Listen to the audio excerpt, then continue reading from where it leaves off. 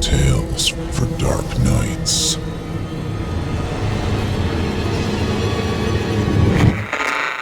Want to make sure you never miss a Chilling Tales for Dark Nights video again? Be sure to subscribe and hit that bell to turn on notifications.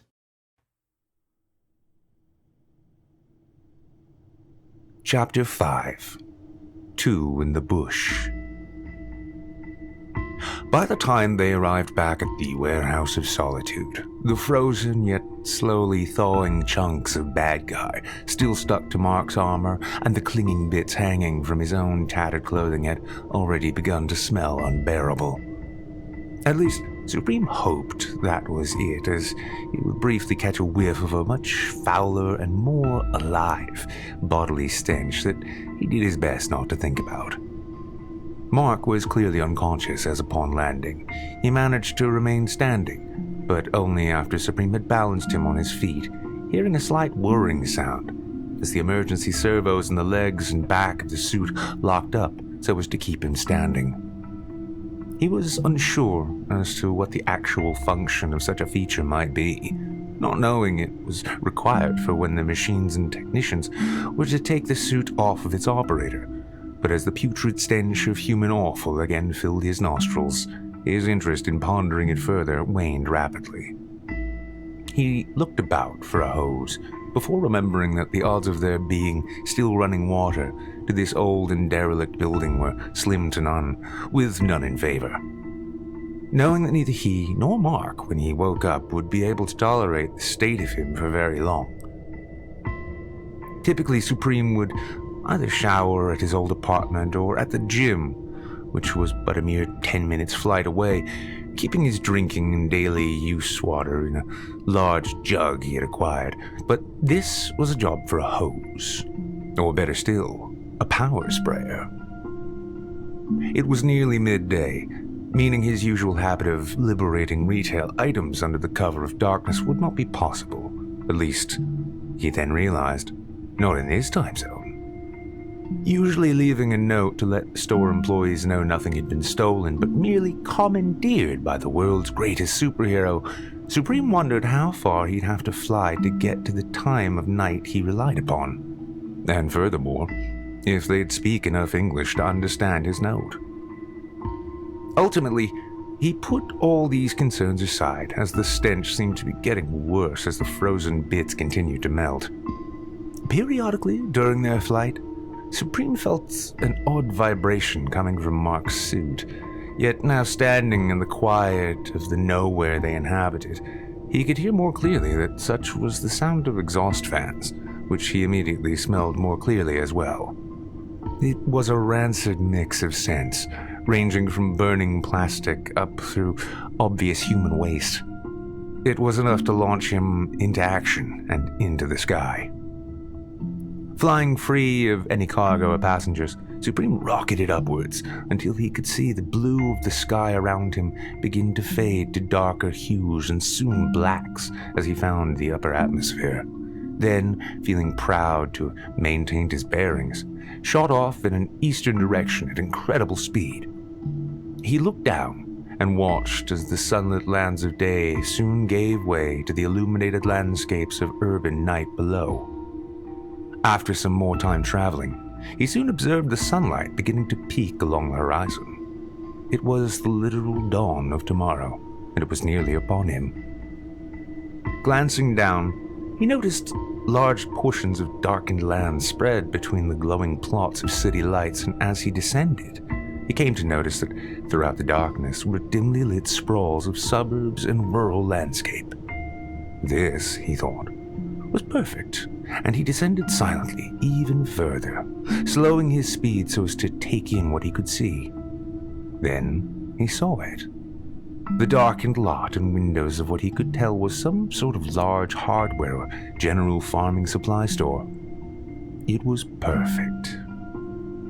Mark suddenly jolted awake as the crashing sound of water hitting the metal exterior of his suit filled his ears. His head, seemingly already deep in the midst of a splitting headache, found the crashing sound all the worse for his wear.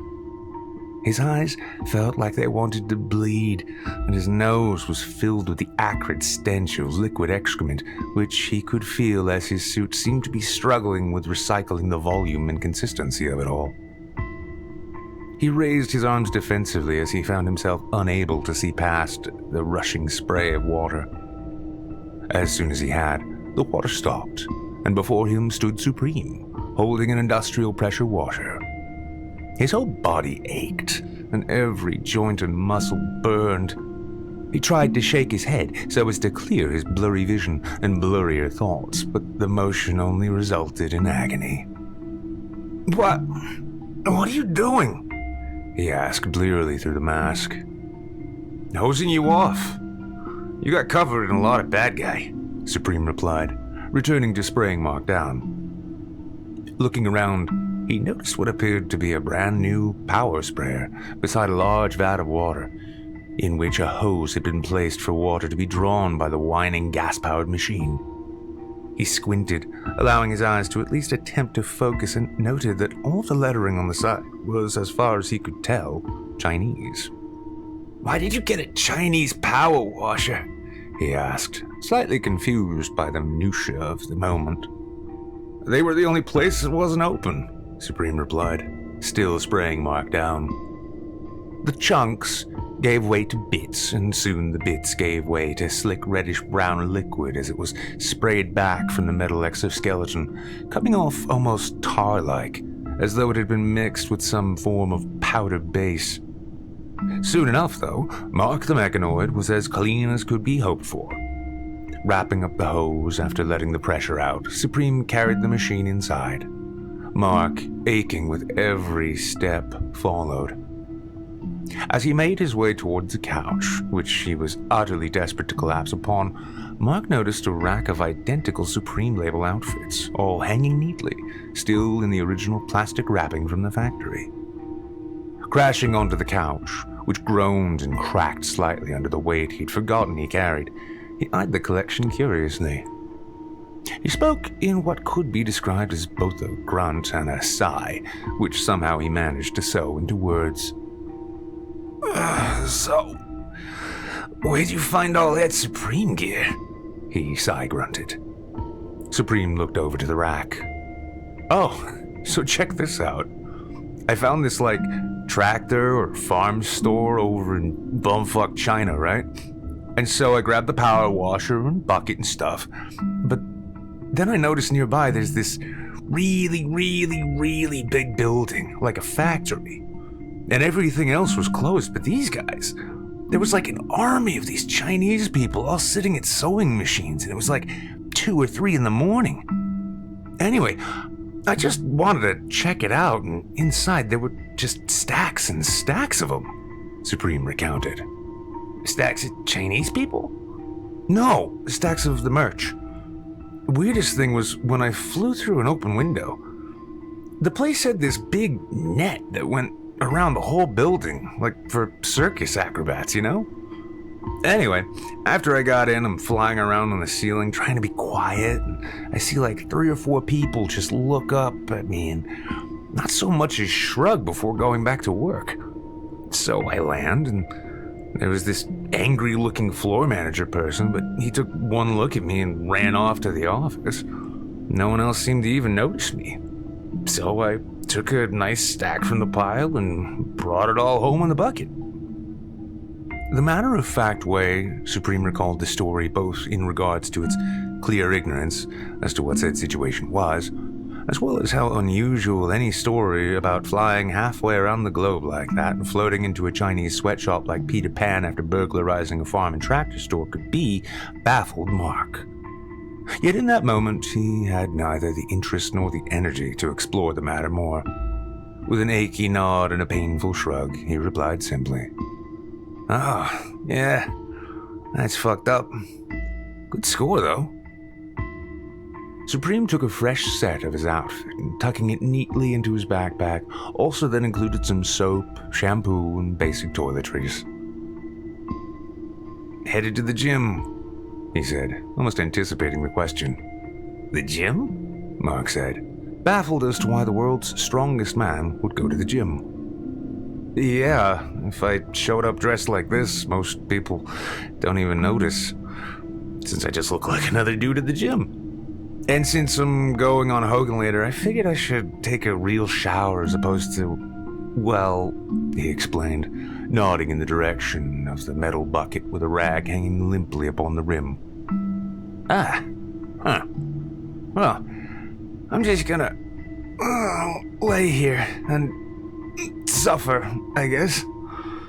I'll try and stream the show later if I'm still conscious or something, Mark replied blearily. Supreme foisted the pack onto his back and with a nod set out. Stepping out below what was a beautiful blue sky, he guesstimated the direction of the nearby town where the gym could be found.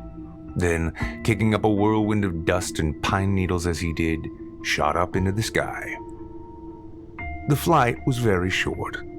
He landed out of sight and after a short walk around the building, entered the gym, presented his key tag and headed straight for the showers. After a long and refreshing shower, Supreme stepped into the small privacy room, donned his cleanest set of sweats, socks, jocks, and sneakers, and with a polite nod to the front desk clerk, whose eyes never left her phone, jogged back to the more secluded location he'd landed in before, taking off once more. This time he was flying with earbuds in his ears. They were the sort of super sport variety, with ear hooks to keep them in place during vigorous activity. Flying at speeds which rival or surpass most military aircraft, this, along with the noise-canceling feature, was essential. He had become familiar with the brand after hearing their name spoken ad nauseum by seemingly every online influencer under the sun. Finding and then commandeering a pair during one of his routine supply runs, he was impressed that they were more or less seeming to live up to the hype. As he flew along considering this, with the newest track from rapper Lil Sniffles playing in his ears, he wondered if he should give the same consideration to one of those mobile games he was routinely hearing about from the very same influencers ad nauseum. Though these thoughts were short-lived, as the shrill robotic voice of his GPS instructed him to adjust course. He was Dallas-bound, headed to the sprawling multi-million-dollar compound of famous podcaster and BattleBot commentator Josh Hogan. The property was massive, with large metal palisades surrounding expansive tracts of perfectly manicured lawns, which came down in large tiered levels stretching from the palatial mansion above to the dock and boathouse sat along the shore of a beautiful blue lake. He had to pause and take in the sight of it all, as he had seldom been this close to such opulence and had never been invited inside. As he looked down, he saw as a short, stocky, yet muscular man with a shaved head stepped out onto the grand polished stone patio at the back of the main house. He puffed on an expertly rolled blunt, his red stoned eyes concealed behind big black sunglasses. He smiled as he looked up to his guest, who slowly descended from the sky. He, like most people on Earth, had never seen a person fly like that before. Seeing it while really stoned, however, made it even cooler. He pulled a heavy puff from his blunt and blew it up above his head as Supreme came to rest on the patio a few feet from him. His smile broadened. Hogan said, smiling at Supreme. "What?" Supreme replied loudly. "What?" Hogan replied. His voice was muffled. Then Supreme remembered the earbuds. "Sorry," he said, still above normal volume. Removing the earbuds and slipping them into their case, he smiled at Hogan and extended his hand for a shake. "Sorry, forgot my... it's nice to meet you." "Nice to meet you too, bro. You get high?" Hogan replied, shaking Supreme's hand with a grip he could tell he hoped would impress, before offering him the blunt. "Yeah, sure, actually. That'd be cool," Supreme said, accepting and hitting the blunt heavily. It was good weed, but that was to be expected. "Really nice place," he struggled to say while holding in his hit. Soon he exhaled and began coughing heavily. Hogan laughed. Thanks, man. So, hey, let's not fuck around too long. I like to keep the conversation for the podcast, so come on in, he said warmly, ushering Supreme in through the large glass doors and into his palatial home. Supreme thought it looked beautiful, like a really expensive hotel lobby, or something he saw in some bullshit influencer's click-clock account. Soon they made their way down a long, polished stone hall with all manner of expensive furniture and other random items that he didn't recognize or understand. There were lots of chairs, he thought, as they strolled the 20 or so yards of the large hallway, and Supreme began to wonder if sitting in the hall was a thing they did in his house. Before long, they descended a flight of stairs into the basement, which upon entering at first looked like a roadhouse nightclub of some kind, with multiple rooms all surrounding a larger main section in which sat a large table. All across the table, microphones reached out like black spindly arms to empty seats. Hogan took his usual position in the front of his red neon logo, which hung upon the wall. Supreme took the seat across from him, the same spot he'd watched the breakfast cereal professor talk about brunch. Settling in, he looked over and nodded to Jason, the producer, who sat quietly off camera, preparing all the technical parts Supreme could not even begin to imagine understanding. The two seated, Hogan puffed his blunt again before looking to his producer. The man worked furiously, setting and checking the necessary sound levels, camera inputs, and of course, opening 50 tabs on his browser, all awaiting for the inevitable call to pull something up. After a few moments, the engineer nodded, and the show began. So, hello everybody, Hogan began. I'm here today with the one, the only, the man, the myth, the legend, the world's only superhero, Supreme. Supreme, how you doing, buddy? I'm doing pretty good. It's nice to be here, Supreme replied. Well, thanks for coming out. When I saw you flying in, I gotta say, that was some of the wildest shit I have ever seen. How far did you come to get here? I flew from northern New England, said Supreme. Well, like Massachusetts? New Hampshire. Wow. You flew like all the way, literally across the country. That is wild. How long did it take you to get here? I don't know, like maybe an hour or so? Hogan's stoned and lightly bloodshot eyes widened as much as they could as he stared in disbelief. A smile, a stoner smile, slowly crept its way across his face. You flew across the entire continental United States in a couple of hours. Yeah, maybe like an hour and a half? I don't know, I didn't really time it. You must have been going like crazy stupid fast, right? Yeah, I fly pretty quick. Just this morning I flew from New Hampshire to South America, and then back, and then went to China, Supreme recounted, before being cut off once again by Hogan, who was pouring himself a stiff glass of scotch. You went to China? He asked, pouring a second glass and sliding it over to Supreme. Yeah, but thanks, he said, taking the drink. He took a sip and found it peaty and smoky and kind of tough to drink. What was that like? What, China? Yeah, Hogan nodded. Well, it was nighttime, so it was dark. That is crazy, Hogan replied, seemingly out of habit. So listen, there's this big burning question that you know I've got to ask you. How'd you get your powers? Oh, well, so I was... Hogan cut him off again. Are you an alien? He asked, taking another pull from his still smoldering blunt. What? Supreme asked, a bit confused. An alien? Are you a space alien? Is that why you have powers? Hogan narrowed his gaze into a look that could almost be described as serious. No, I'm not, Supreme replied, his voice rising at the end expressing his bewilderment. You know that's what a space alien would say, right? Hogan said, his face again splitting into a jovial stoner smile. I guess, yeah, but I'm not a space alien, no. Hogan chuckled again heartily. You don't look like one. But then again, who knows, right? No. Can you fly in space?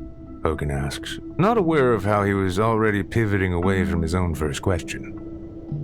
I think so. I've gone pretty high up there.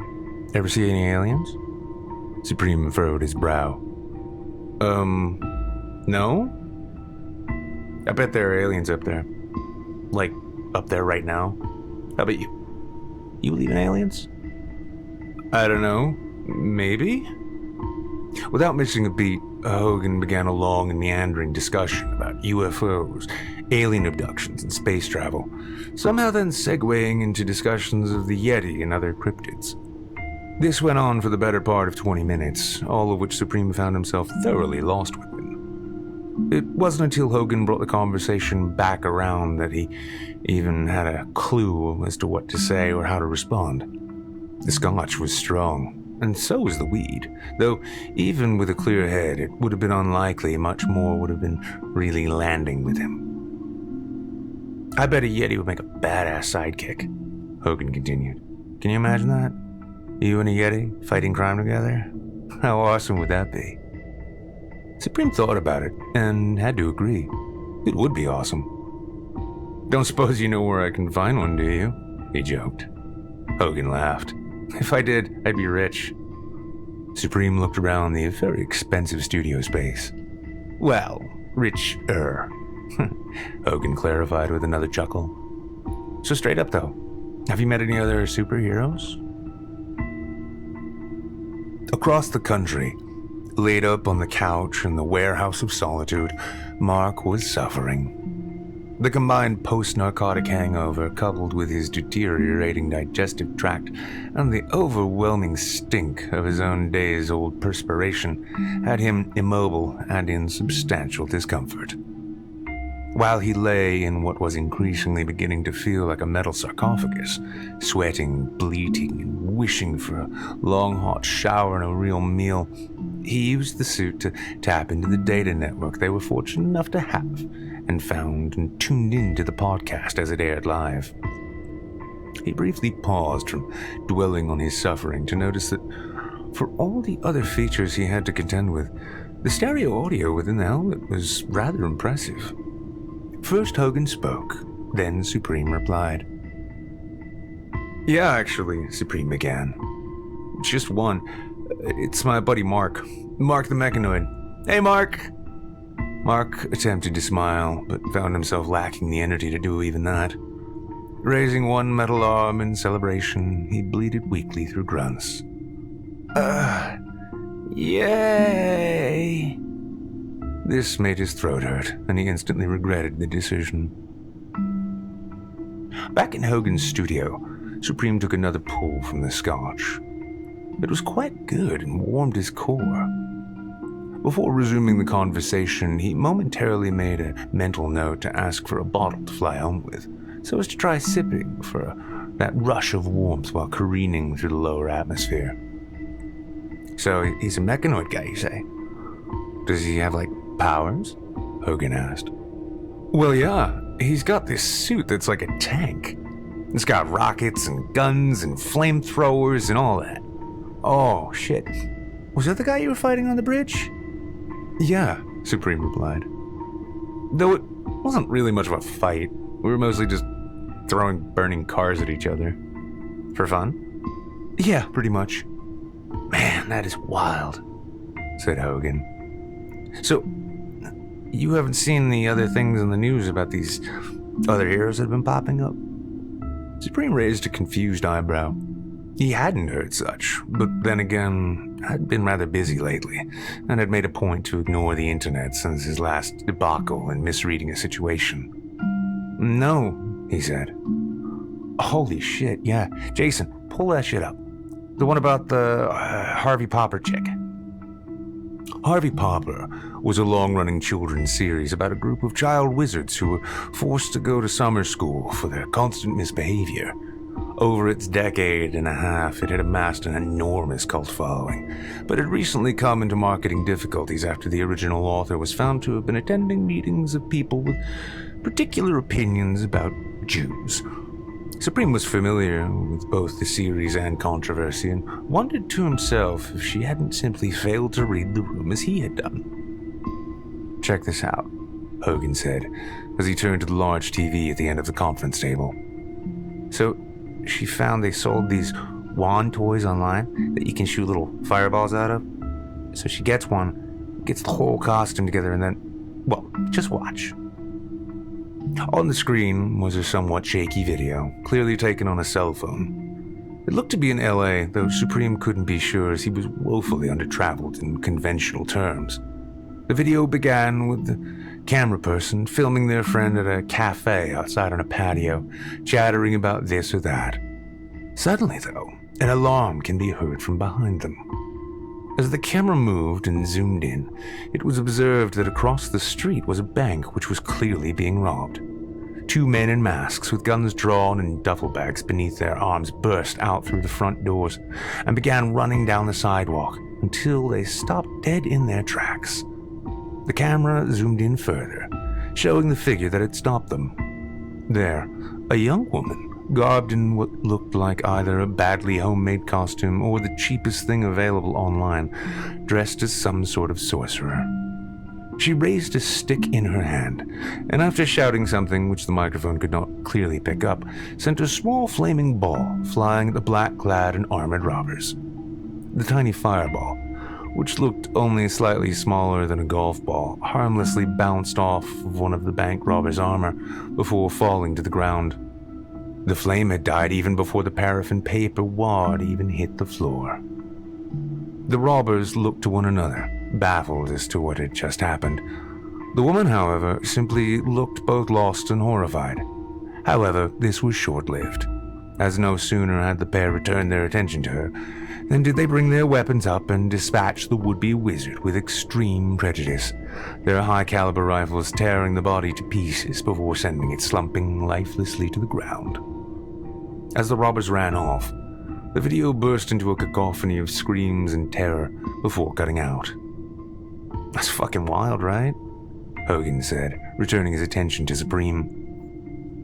Yeah, that's pretty fucked up," Supreme said, unsure of exactly how to feel. He had seen his fair share of videos online of death, ranging from the simple accidents to executions in war zones. But in this he felt conflicted, feeling almost responsible as it was his own emergence as a hero that had inspired this poor girl to meet her grisly end. The thoughts were compounded over the next 10 minutes as Hogan had Jason pull up other such videos. One was of a man dressed like an animal of some kind. His head was covered in a hood which connected to a long cloak with a skunk-like black and white pattern. It wasn't until a small line of text populated the bottom of the screen, briefly reading, "Honey Badger." Unlike the previous video, this was a collection of CCTV footage in some sprawling metropolitan downtown area. From beneath his badger cloak, Supreme could make out what appeared to be large mitts, upon which were fastened large, curved blades, set as claws atop each of the man's hands. He was running at a full sprint after a pair of men who were themselves running off after snatching a woman's purse. As the Honey Badger man closed with the two fleeing suspects, they turned and confronted him. Though he posed as if he knew martial arts and held out a single curved claw towards them, likely demanding they surrender to him, the two moved in. The first man brought a swift and powerful right hook to the Badger man's hooded face, as the second followed up with an equally crushing series of punches to the side of his head. The Badger went down, and the pair went to work, mercilessly stomping and kicking him, until after a short time he simply stopped moving as blood leaked from his head onto the sidewalk, pooling at their feet. With a final kick to his lifeless head, the pair turned and strolled casually off, seeming to laugh with one another as they did. It was a brutal beating to behold, not remotely exciting nor comical as many an internet ass-whooping video tended to be, but ugly and cruel. That is fucking wild, Hogan repeated before watching the next video. For the next 20 minutes or so, Supreme watched as one costumed wannabe after another found themselves in situations resulting in beatings, arrests, or gruesome deaths. It wasn't until the fourth or fifth of such video clips that he saw they were all part of a compilation video entitled Street Hero Fails. After the final clip, in which a man dressed head to toe in American flag patterns was hauled off by police while shouting about truth and justice, the screen finally went dark again. So, what do you think of that? Hogan asked, turning back to Supreme. I think, he thought deeper on the question for a moment. I think people should leave the superhero stuff to actual superheroes, honestly. So, you don't condone what these people are doing? No, not really. I mean, I can get shot and not die. Most people can't really do that, he replied. Hogan nodded lightly in agreement. True. Yeah, I don't think I'd want to even leave the house dressed like any of that, let alone go start some shit. That's just stupid, especially if you're untrained. Do you train? Not really. I guess you wouldn't have to. I do Krav Maga. Ever heard of it? Supreme shook his head. The conversation then turned to martial arts, a topic Supreme was entirely ignorant to, short of hearing commentary while watching MMA fights on TV. It seemed for a short bit as though Hogan was almost talking to himself as he gushed about his love for the sport. The conversation carried on like this until Supreme was snapped back to attention with a very peculiar question. So right. Now there are a lot of rumors going around about you. Have you heard any of them? Hogan asked. Rumors? No. Like what? Well, the big one is that you're a Nazi, Hogan replied. Fuck. Yeah, I've heard that. I'll clear that up right now. I didn't know who those guys were. They just sent me an email and they were all kinds of nice and talking like they were big fans. I didn't know about the whole Nazi thing. Yeah, Hogan said understandingly. I've had that happen here. You did? Oh, yeah. A guy I had on the show a few months ago, some big online political guy. We had a great chat, and then out of nowhere, he starts talking about different races and how some are better than others and blah, blah, blah. Oh my God. The media and like every blog on the planet was like, oh my God, Hogan is a Nazi, even though I had no idea what the dude was really about. I won't be bringing him on back again. Supreme nodded along. Yeah, it's the same thing. And also, the thing everyone seems to forget is I laser-eyed them as soon as I found out. Killed a lot of Nazis that day. That's true. That's true, you did. Funny thing though, do you know what another rumor attached to that one is? No, Supreme responded, almost as a question. That you're an agent of the Deep State. Do you know what the Deep State is? No, can't say I do. So, the Deep State is like the shadow government behind the government. It's a super secret cabal that secretly runs the whole world, Hogan said. I'm going on to explain the theory in depth, with most of it flying clear over Supreme's head. In an undisclosed location, miles below the Earth's surface in a large, shadowy command center, the cabal listens in intently. The military brass both glared furiously at CIA, who sat back casually in his seat, feet propped up on the large table around which they all sat. He looked nonplussed and casually lit a cigarette. He said nothing, but merely shrugged at the brass. You think it's cute or something? Are you trying to compromise us? The general growled. Really? CIA replied with a roll of his eyes. The guy talks about deep state this and that on practically every show. Nothing new here, so unbunch your panties. If this is the first time our boy has ever heard of it, then maybe he'll seek us out instead of this other way around the crap you guys have been trying at this whole time. So there are two governments? Supreme asked. his face contorted in the sort of thinking face typically reserved for young children when asked to put on their thinking caps. Yeah, except the one we see is just like a smokescreen, right? They're just like a big carnival sideshow to keep us distracted from what's really going on, Hogan replied.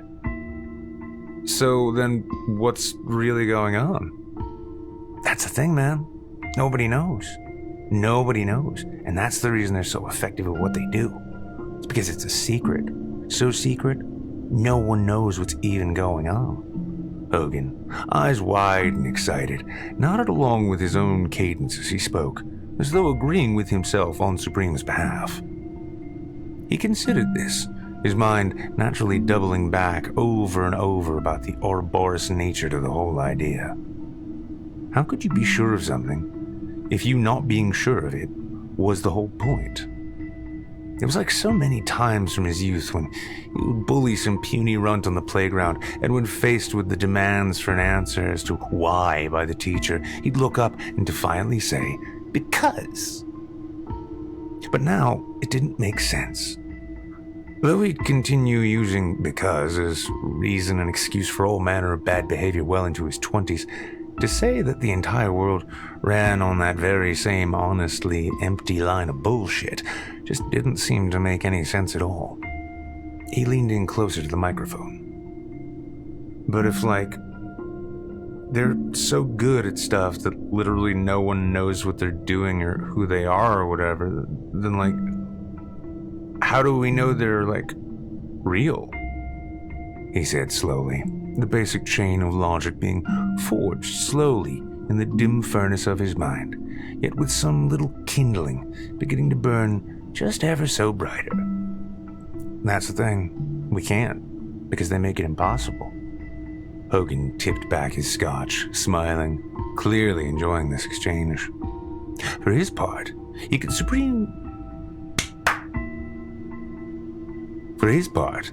see Supreme's subtle and not so subtle cues, imparting that he had no idea what either of them were talking about.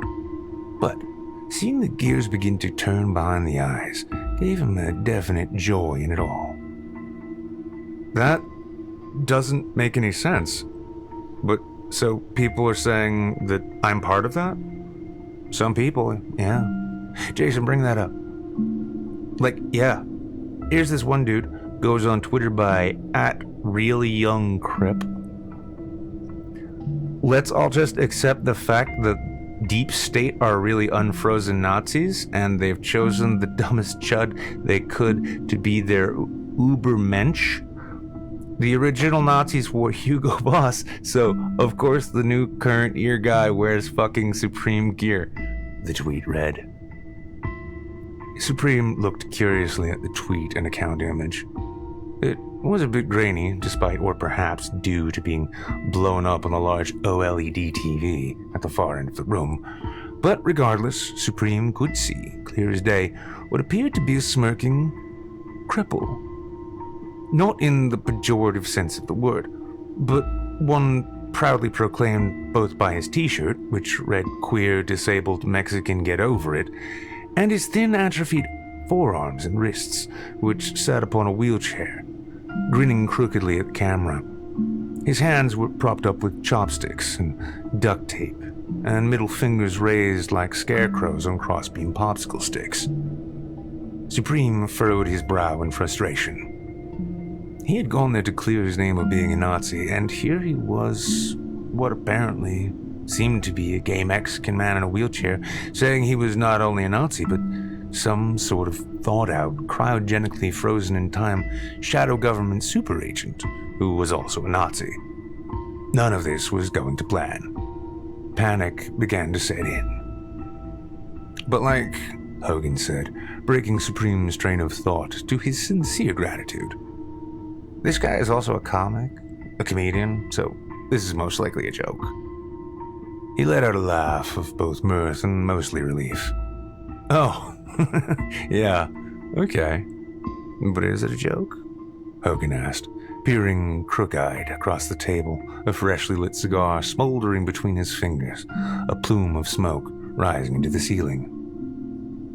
I mean, I don't get it, But, yeah? Supreme stuttered in reply. I'm sure it's a joke, Hogan replied quickly. But still, man, some wild shit is going on right now, don't you think? Supreme nodded sincerely. Absolutely. Actually, I was in China recently. You went to China, interrupted Hogan. Yeah, I mentioned that. I flew over to grab some things, and well, there was these factories with these trampolines and nets and shit. Again, Supreme was suddenly cut off as the soft-spoken producer of the show spoke up. It was hard to hear him initially, as he spoke very softly, and the headphones, despite his own super hearing, still worked rather well at dampening noise. But as Hogan leaned towards him and uttered the words, "Throw that shit up," Supreme was able to piece together what he'd heard softly muttered before. "There's another one," Jason had said. And there, on the large screen, another video began playing.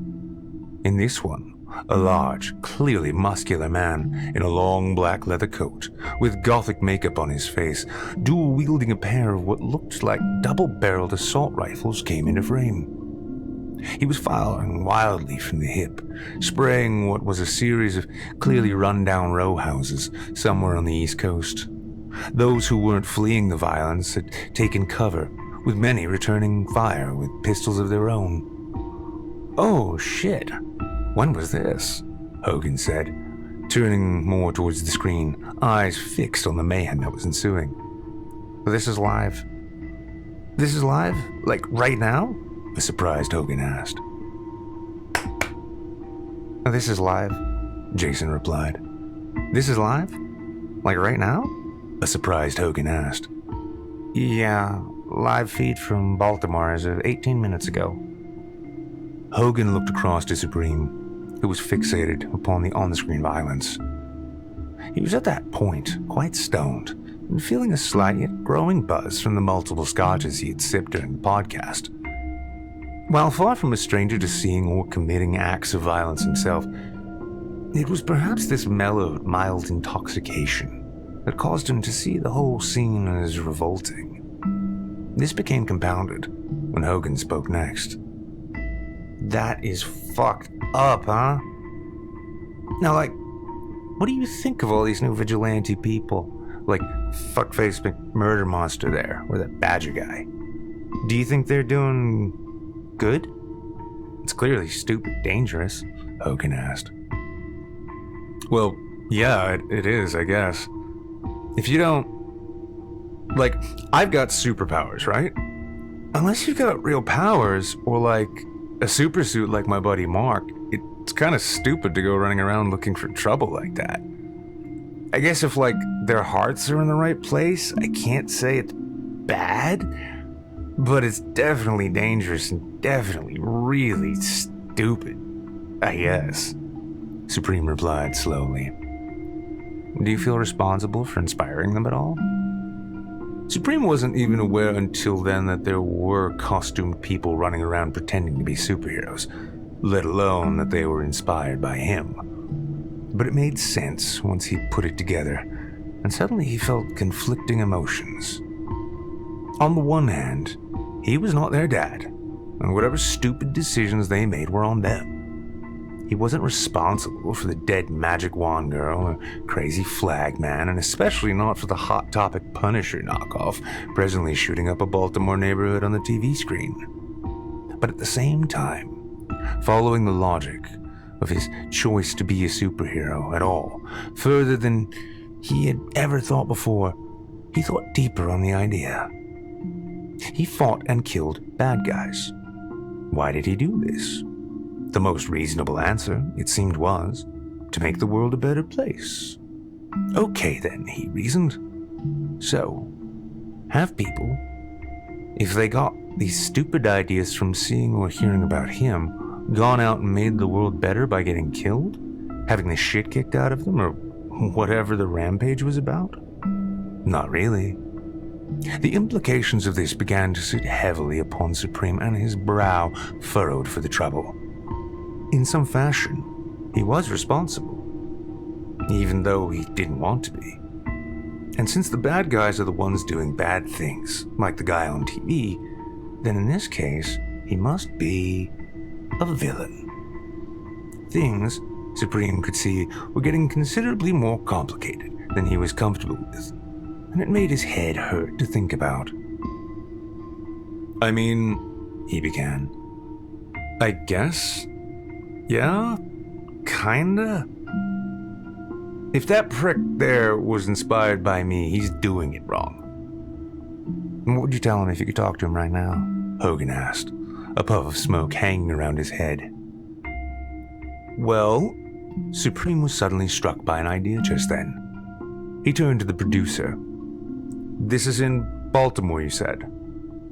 "Yeah, Baltimore. Still alive feed," Jason replied. Supreme looked over to Hogan, took off his headphones.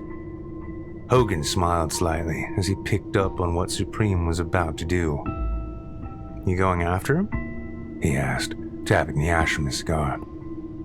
"Well, actually, yeah. That's not hero shit. That's just a dude shooting up a neighborhood in costume. That's bad guy shit."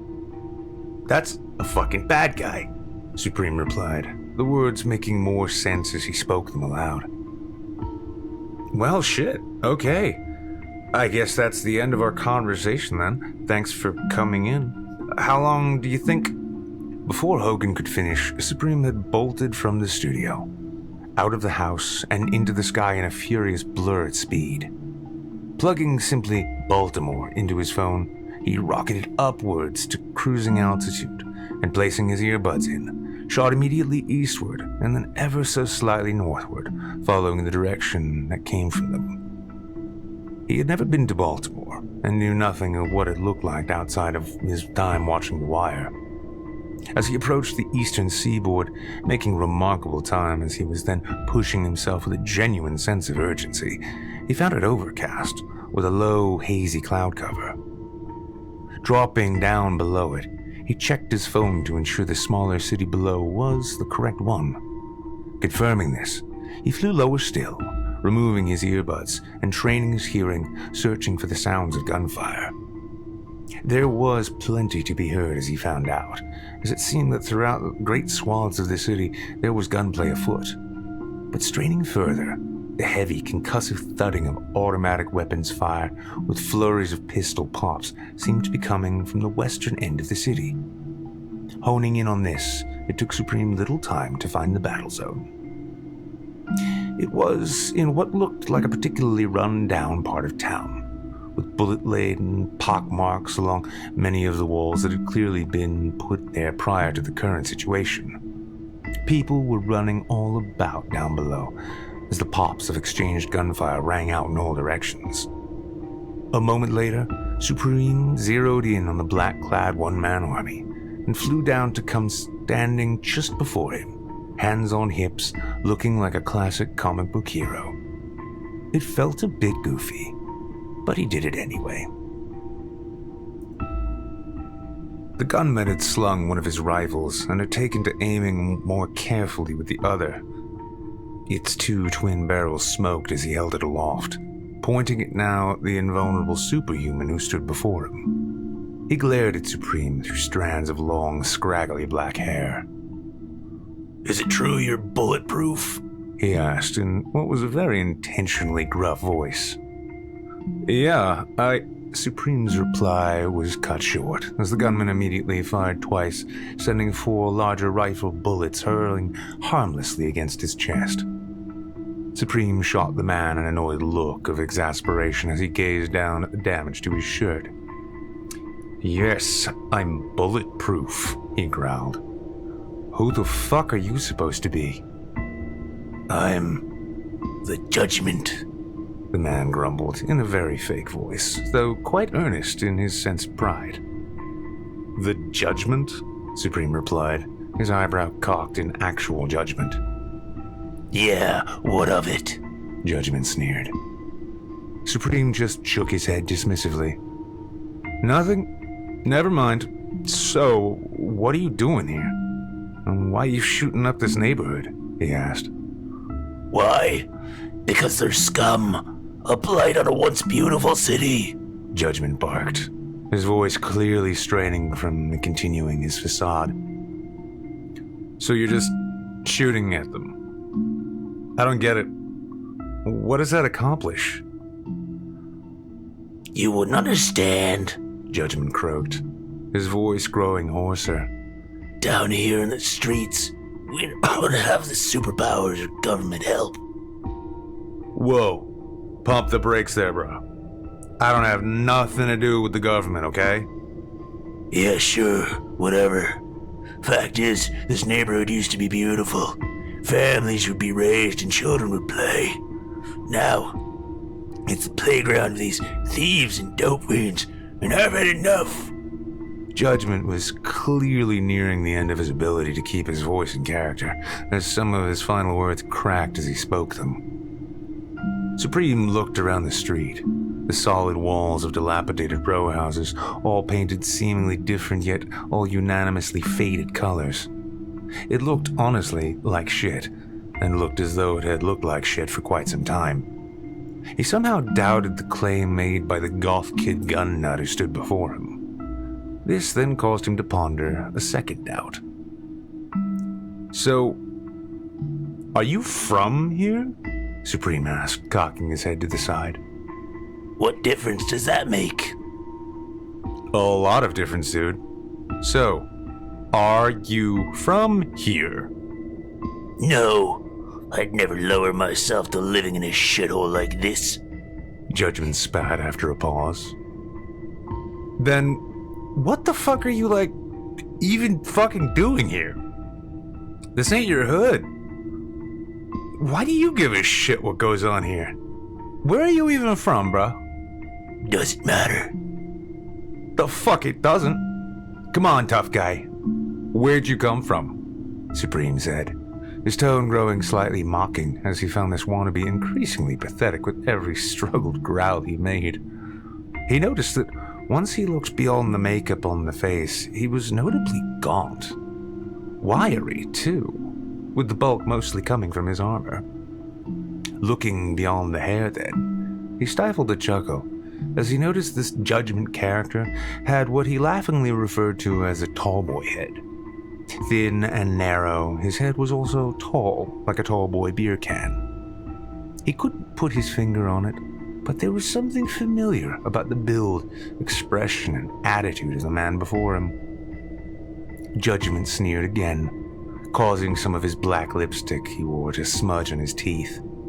Whatever the scary or intimidating aesthetic he was going for seemed to fall apart the more one looked at him, guns and armor notwithstanding. He glared into Supreme's eyes, beaming hatred as hard as he could, but sadly only looking sillier in the eyes of the super person he was facing off against. He took a slow breath. "I'm from Pennsylvania," he muttered, attempting to sound defiant but coming across as plainly defeated.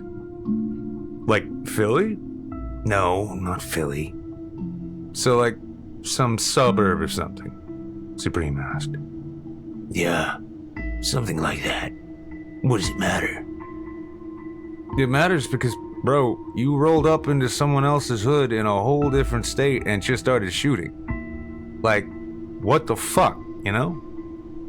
You just don't get it. It's time people took the country back from the criminal scum from top to bottom. This neighborhood is a notorious gang territory. I've come to clean it up. So you just randomly start shooting? They're all gangbangers. What difference does it make to you?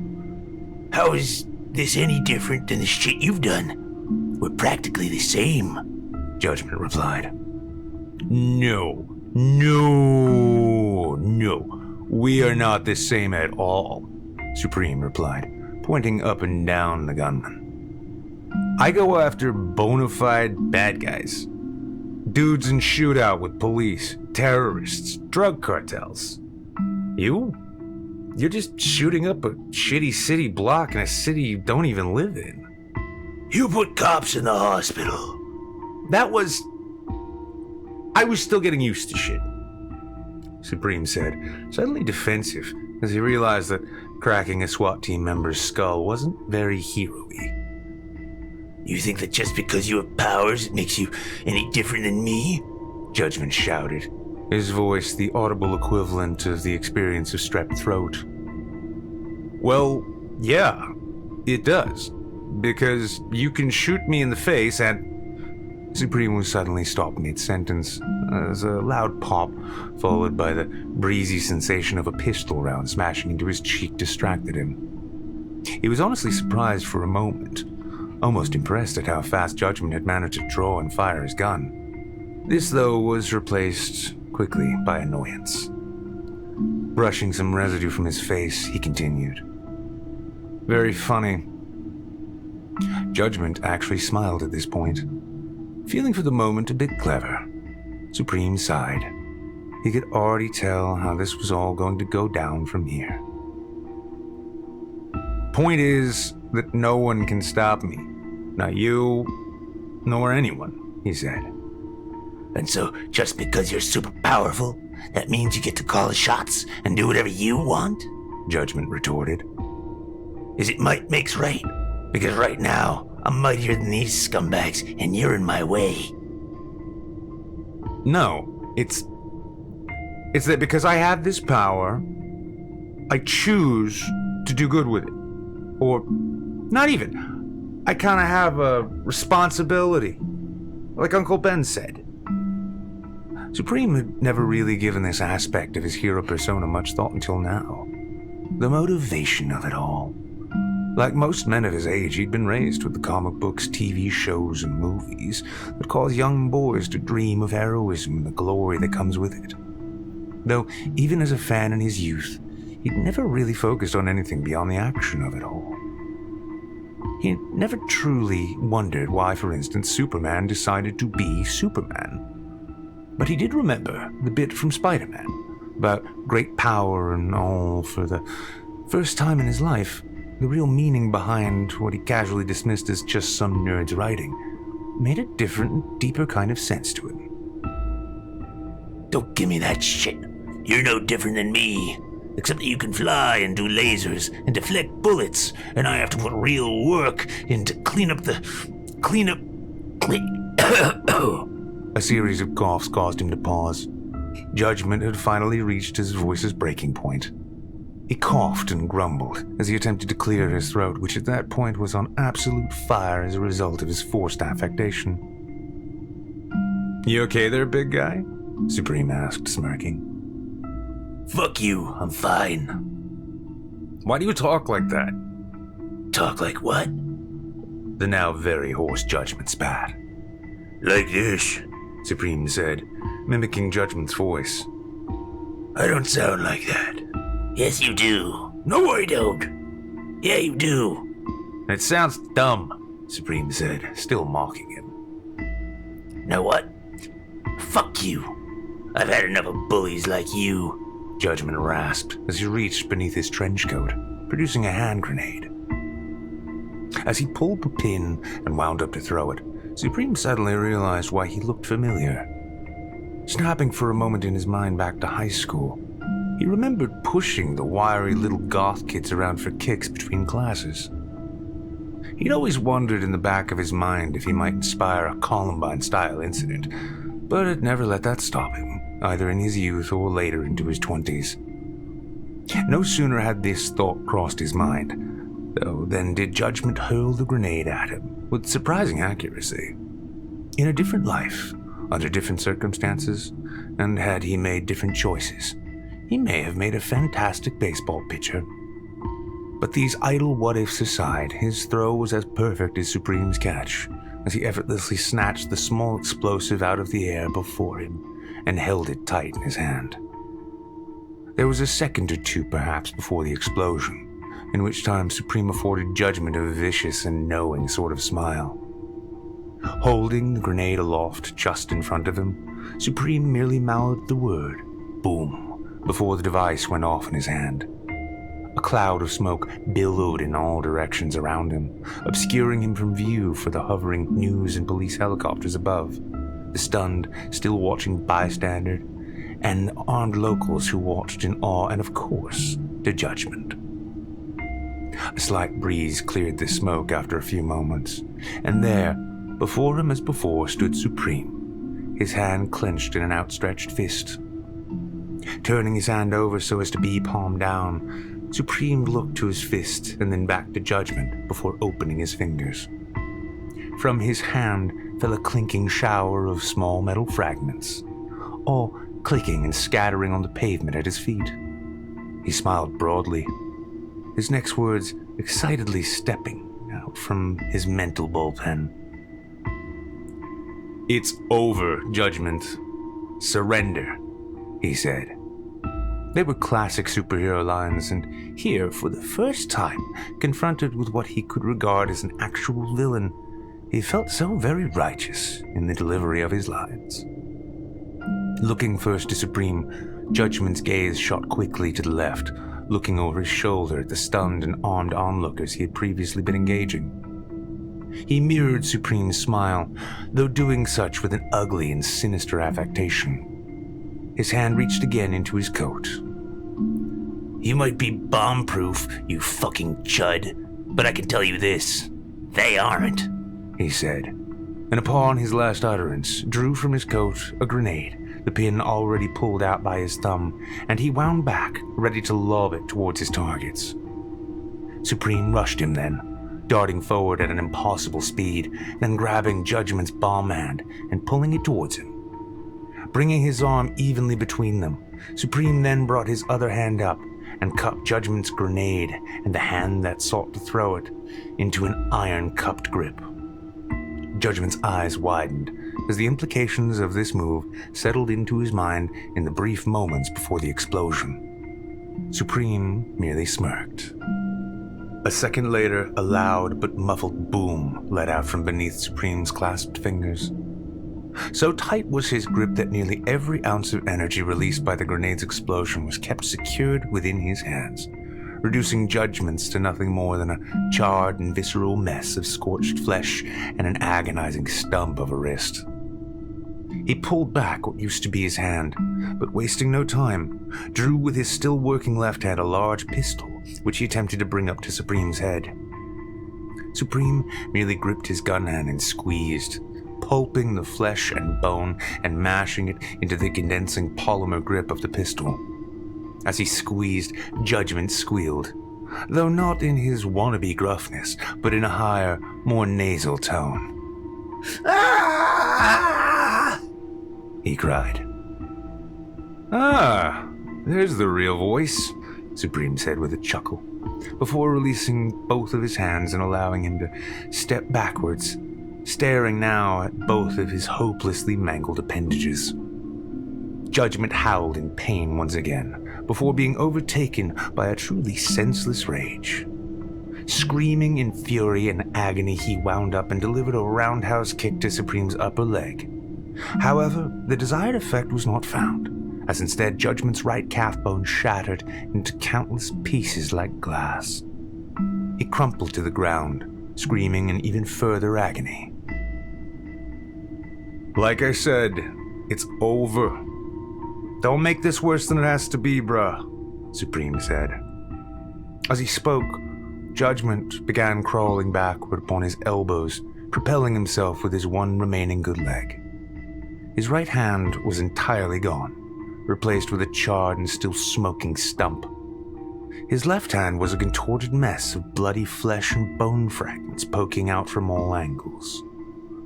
"Not over," he replied, as with the two fingers which somehow miraculously still worked upon his left hand, he pulled from beneath his coat a detonator button.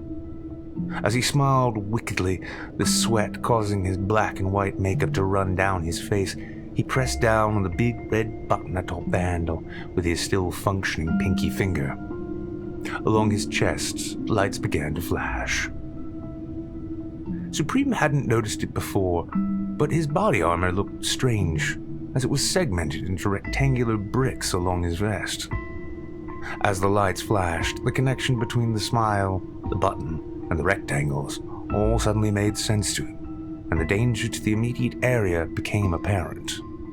He knew what he had to do. Dashing over to the would-be suicide golf bomber, Supreme gripped the stiff nylon shoulder strap of Judgment's vest and, with a single whirl, threw him high into the air. In the last split second before hurling him into the sky, Supreme measured his force in a last-minute calculation, ensuring that the human bomb exploded well below the hovering helicopters above. He shot up into the air. A moment later, Judgment exploded with what to those standing below was a deafening crack and kaboom. As he watched Judgment explode, part of him was kind of surprised there was less a fireball and more a sudden violent poofing of what looked like dust, red mist, and unidentifiable bits of various tissue.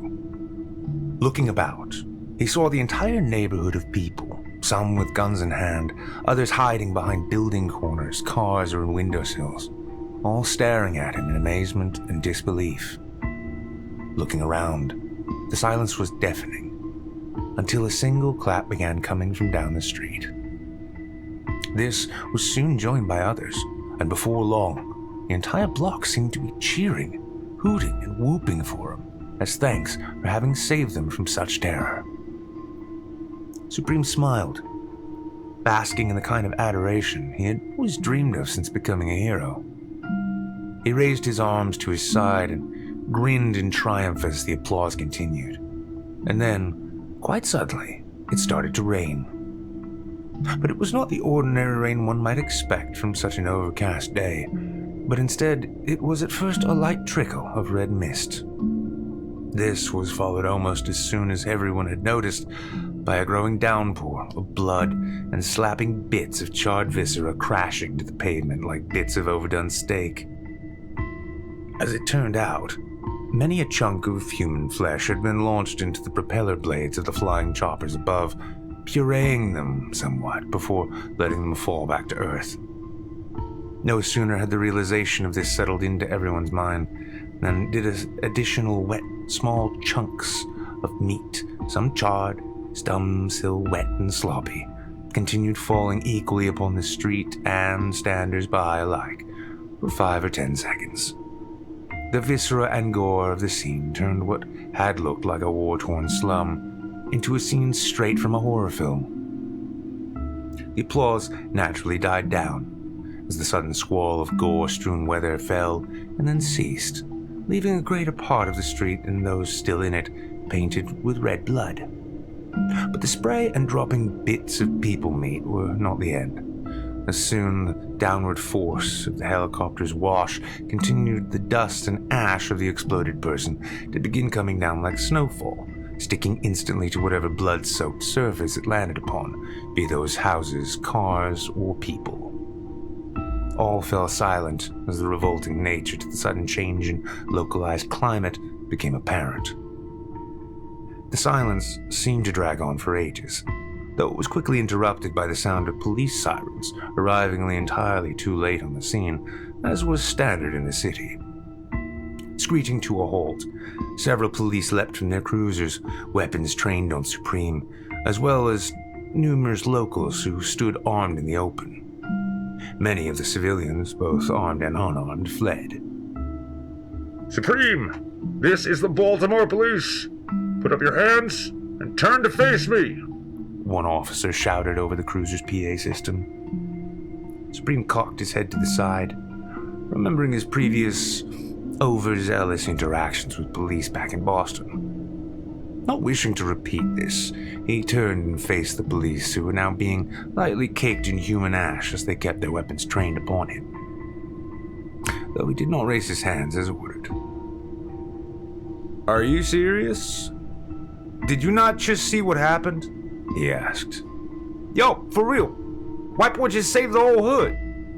A young man who had come out of cover, his face and shoulders, though still covered in blood and ash. Put your hands in the air now! The officer barked, ignoring the protest. "You know guns don't work on me, right? I just kind of had this conversation with... Well, he's kind of exploded now, but the point is you're wasting your time," Supreme replied, his right eyebrow raised quizzically. A couple of the officers looked to one another, recognizing the truth in his statement. However, the one with the microphone, presumably the head officer in charge, dismissed this out of hand.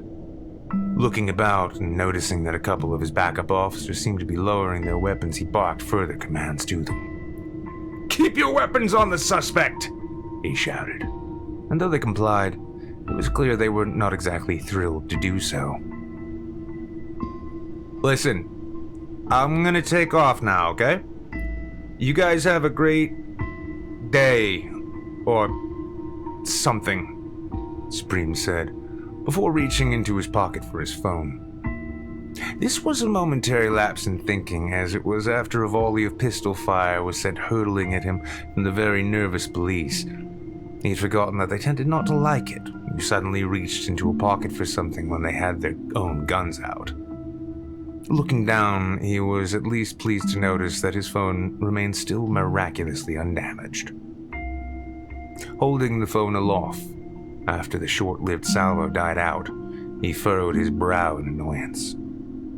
"It's my phone! Jesus, fucking relax, guys," he told them, as several of the officers, now seeing the impotency of their sidearms and the obvious reality that he didn't intend on fighting them, lowered their weapons once again.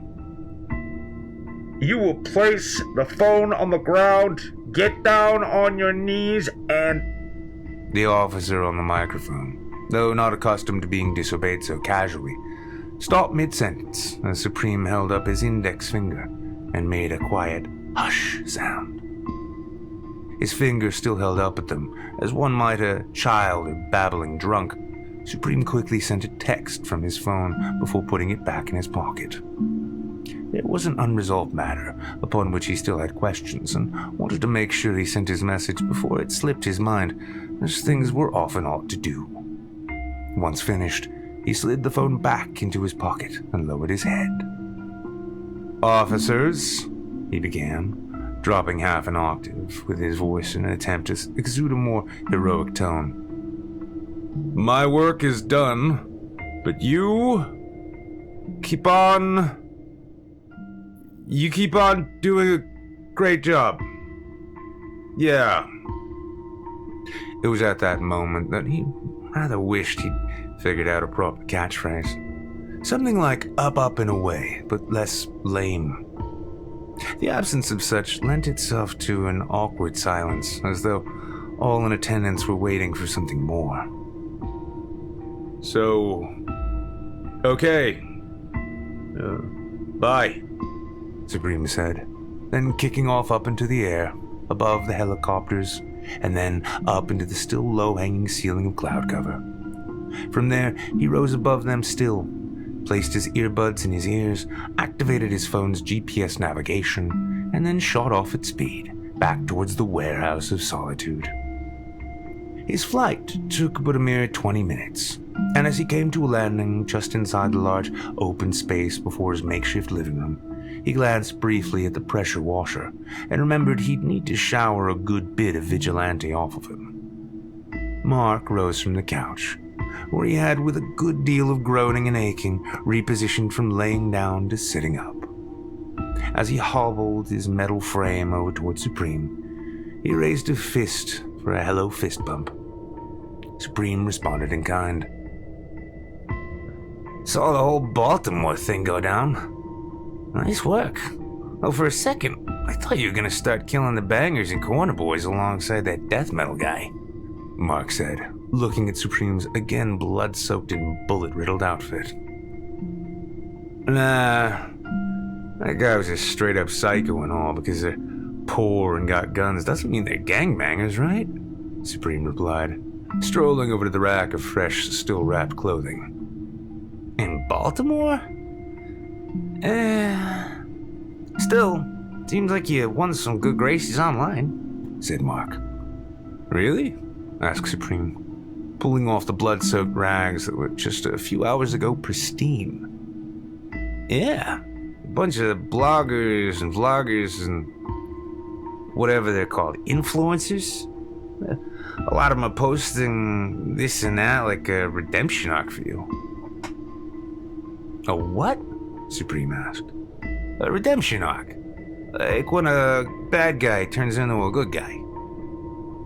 Oh, well, like Vader in Star Wars. Mark cocked his head slightly to the side. Not exactly the example I'd have picked, but yeah, like that. Yeah, except before the very end. And I've still got both of my hands. Before peeling off the shredded sweatpants he wore, he pulled his phone from his pocket after feeling it vibrate. A text message had arrived, a response to that he'd sent before taking off. What's up with that? Mark asked. Just a clue to a little mystery I learned about, Supreme said, tossing his phone down onto his easy chair. Ever heard of the Deep State? Mark's pulse quickened just a little at the mention of it. He knew about it in concept and what the conspiracy theories about it were, but was also acutely aware that he had been freed from prison and put into this supersuit by what was very likely part of that big spooky cabal behind the scenes. This, he reasoned, probably was not a helpful thing to disclose given Supreme's newfound interest. No, I haven't. What is it? Never mind for now. Hey, do you mind using that sprayer to help hose me off? That judgment guy's starting to stink on me, replied Supreme. Sure, yeah, let's get you hosed down, Mark replied, and the two made their way out into the yard beyond where the commandeered vat and pressure washer sat. On the easy chair, Supreme's phone remained on and active for another few moments before going black. On the screen was a text exchange between he and Hogan. The first outgoing message was asking for the name and information on the young Crip who had tweeted about him. Supreme reasoned, perhaps, he might know something about the whole deep state thing, and likewise wished to confront him about his Nazi comments. Hogan then replied, first by thanking him for being a guest on his podcast and insisting that he visit Dallas again soon so the two could attend a robot fighting championship. Next, he happily provided a link to Crip's social media, adding that he bet Supreme would find the disabled comedian's material, quote, funny as fuck. As the screen died, a slight yelp came from the yard as the icy cold water blasted upon Supreme's mostly naked body. Though he was immune to cold and heat, the feeling was nevertheless a bit of a shock to the system. Mark couldn't help but chuckle.